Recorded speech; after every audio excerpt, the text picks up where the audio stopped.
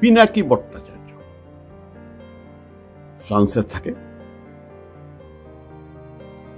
পিনাকিটাকে ছন্দ মিলিয়ে একটি পোকার নাম জোনাকি বলতে পারতাম, কিন্তু আমি জোনাকি নামের কলঙ্ক করতে চাই না এই নামটা নিয়ে। এটা একটা গুণ পোকা, এটাকে গান্ধী পোকা বলতে পারে। এই পিনাকি এক সময় সে পেশায় ডাক্তার, এক সময় কমিউনিস্ট পার্টি করত। আসলে কমিউনিস্ট পার্টির ভিতরে সে হয়তো এজেন্ট হিসাবেই ছিল, কিন্তু রাষ্ট্রদ্রোহী দেশদ্রোহী কাজের কারণে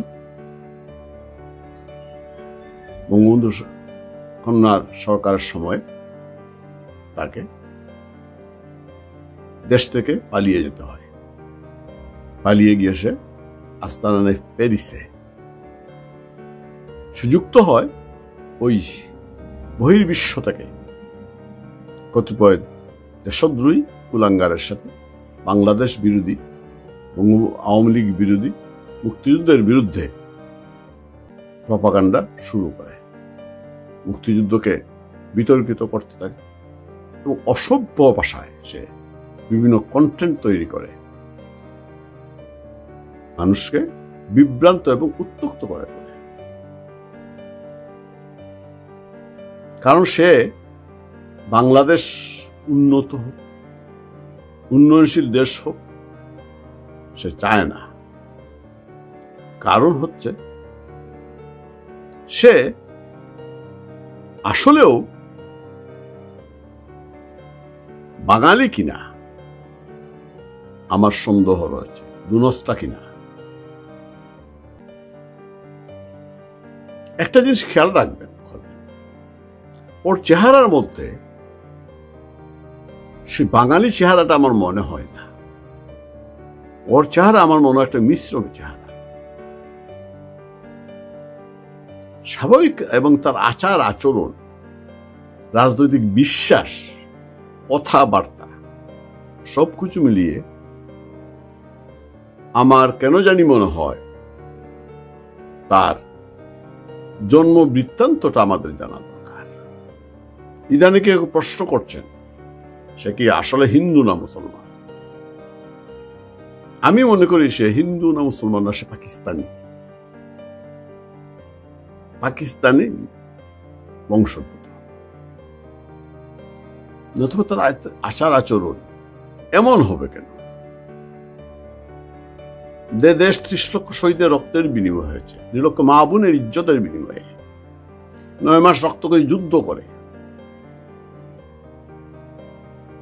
যে কমিউনিস্ট পার্টি রাজনীতিতে ছিল, সে কি করে এত জঘন্যভাবে মুক্তিযুদ্ধের পক্ষে অবস্থান নেয়? আমরা জানি মুক্তিযুদ্ধের সময় পাক হানাদার বাহিনীর হাতে আমাদের অনেক মা বোনকে সতীত্ব হারাতে হয়েছে, দর্শিত হতে হয়েছে। অনেক যুদ্ধ শিশু আছে।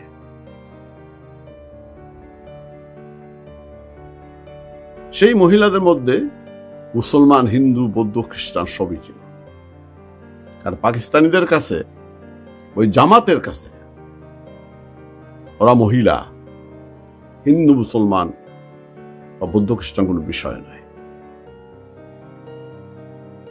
এখন আমার সন্দেহ হচ্ছে পিনাকি মা কি সেই দর্শিতা বা সতীত্ব হারানো কোনো বীরাঙ্গনা?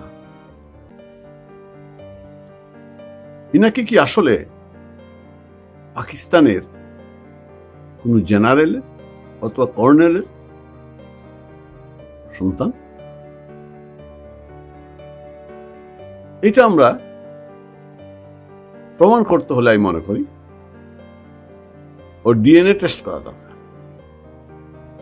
ডিএনএ টেস্ট, তাহলে প্রমাণ হয়ে যাবে আসলে সে তার রক্তবীজটা কোন জায়গায়।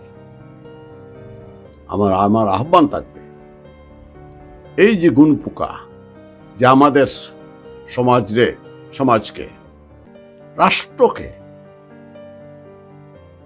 তিল তিল করে ভিতরতে খেয়ে নিয়েছে, প্রপাগান্ডা সেরা হয়ে গিয়েছে, অপপ্রচার চালিয়েছে, তার জন্ম বৃত্তান্ত আমাদের খুঁজে নেওয়া দরকার। সে আসলে কি? আমার কেন মনে হয় সে কি রয়ের দালাল হতেও পারে। সে হয়তো কোনো কারণে রয়ের পারপাস সার্ভ করছে, হয়তো সে আইএসআই এর দালাল এজেন্ট, মাসাদের ইসরায়েলি এজেন্ট হতে পারে, মোসাদের এজেন্ট হতে পারে। এইগুলো পিনাকি নিয়ে আমার কিছু বলার নেই। শুধু বলবো, পিনাকি তোর বাড়ি ঘরও কিন্তু বাংলাদেশে আছে, তোর মাও কিন্তু দেশে, সুতরাং খেয়াল করতে হবে, সাবধান। আমি আরেকটা চরিত্র এখানে আলোচনা করতে চাই। উনি অনেক বড় বুদ্ধিজীবী, অনেক জ্ঞানী মানুষ। এর আগে এই 5ই আগস্টের আগে আমি ওর কোনো কন্টেন্ট আমি দেখিনি, শুনিনি। তার নাম হচ্ছে ডক্টর জাহেদ। ওর থুতনিতে ছাগলের মতো দাড়ি আছে। আমাদের সিনেমায় অথবা সমাজে দেখবেন, সিনেমায় বা নাটকে সমাজের চিত্রই ফুটে ওঠে হয়, দেখবেন কিছু মানুষ আছে তাদের মুখ ভর্তি দাড়ি থাকলেও কেটে থুতনিতে একটু দাড়ি রাখে ছাগলের মতো। ওদের চরিত্র হচ্ছে, ওদের কাজটা হচ্ছে, ওদের কাজ হলো মাতব্বরের চামচামি করা, ও বাড়িকে চুকলি গাওয়া, অথবা বিয়ের ঘটকালি করা। মুক্তিযুদ্ধের সময় আমরা দেখেছি এই ধরনের লোকজন পাকিস্তানের দালালিও করেছে, পাক বাহিনীর রাজাকার ছিল, মহিলাদেরকে সাপ্লাই করেছে পাকিস্তানিদের ক্যাম্পে, খবর দিয়েছে কোন জায়গায় কি আছে, মুক্তিবাহিনীর খবর দিয়েছে। এই জাহেদের কথাবার্তা শুনলে মনে হয় ও কি কোনো রাজাকার সন্তান, অথবা তার বংশে কেউ কি রাজাকার আছে? তাইলে সে জঘন্য ভাষায় মুক্তিযুদ্ধের বিপক্ষে অবস্থান নেই, সবকিছুর পিছনে এসে বঙ্গবন্ধু কন্যার আওয়ামী লীগের দোষ খুঁজে পায়। আমি যখন ওর কন্টেন্ট গুলো দেখি, আমার মনে হয় নিশ্চিতভাবে সে রাজাকার সন্তান। ওকে মনে হয় যদি ওকে সময় সুযোগ পেলে ওকেও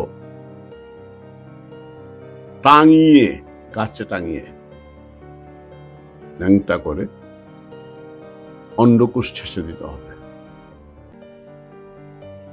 ছাগলের চরিত্র আমার কেন জানি মনে হচ্ছে সে রাজাকার, মুক্তিযুদ্ধের বিপক্ষে তার একটা অবস্থা। এই লোকগুলোই তো এই যে বড় বড় কথা বলে, এই লোকগুলাই গত 15 বছর এই যে বলে শেখ হাসিনার সময়ে স্বাধীনতা ছিল না, কথা বলতে পারত না, এবং তো কথাগুলো বলেছে ওরা টকশোতে বিভিন্ন জায়গায় বলেছে। এরা সমাজে বিষ বাষ্প ছড়িয়েছে, সুতরাং এদেরকেও চিনে রাখতে হবে। এই দুইটি ক্যারেক্টার নিয়ে আজকে কথা বললাম। পরিশেষে আবার বলতে চাই, পিনাকির ডিএনএ টেস্ট করা অতীব প্রয়োজন। আমাদের জানতে হবে সে আসলেও বাঙালি কিনা, বাংলাদেশি কিনা। আর জাহিদের পরিবারের খোঁজ নিয়ে দেখতে হবে ও কোনো রাজাকার পরিবারের সন্তান কিনা। ভালো থাকবেন, ধন্যবাদ। কালকে আবার কথা হবে।